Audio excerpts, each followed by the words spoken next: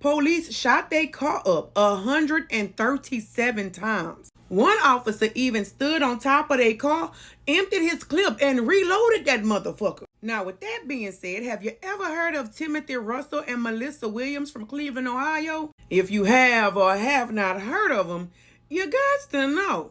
We about to talk about it.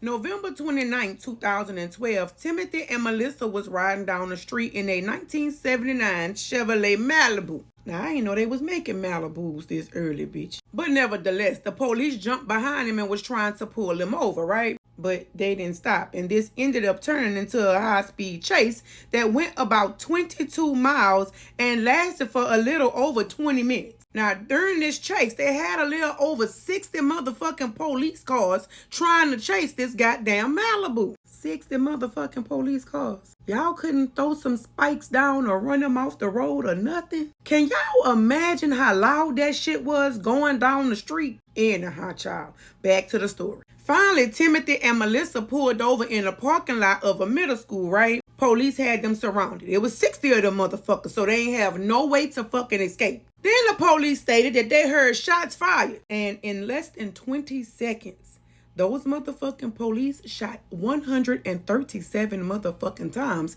into the car where Timothy and Melissa was at. And as expected, they did not survive.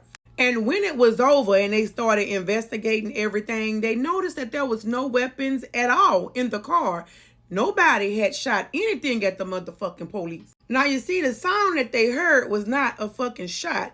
It was that regular ass 1979 Chevrolet Malibu backfiring. Now, of course, it's too much like right to say, damn, I fucked up. So the police started trying to target Melissa and Timothy's past. They looked at their criminal histories and any type of other struggles that they may have had, such as mental illnesses and things of that nature. But no matter what the fuck they tried to dig up on these two people, nothing changed the fact that y'all shot them 137 motherfucking times. If you still watching this video, put 137 in the comment section. Anyhow, child, back to the story. Now, years later, only one officer faced charges from this incident, and that was Officer Micah Brello.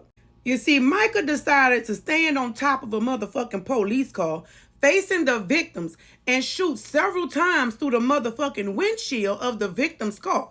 But hold on, bitch. After his clip was empty, he turned around and reloaded that motherfucker to empty that bitch again.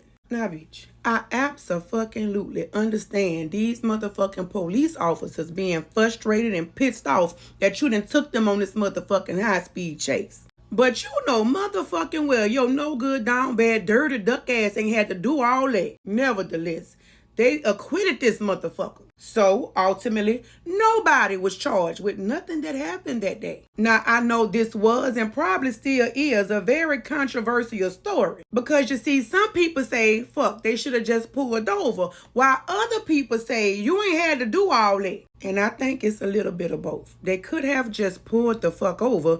And even if they didn't, like I said, throw some fucking spikes down, run them off the motherfucking road. 137 times is a bit excessive. Condolences to the family, friends, and associates of the victims. What y'all think about this shit?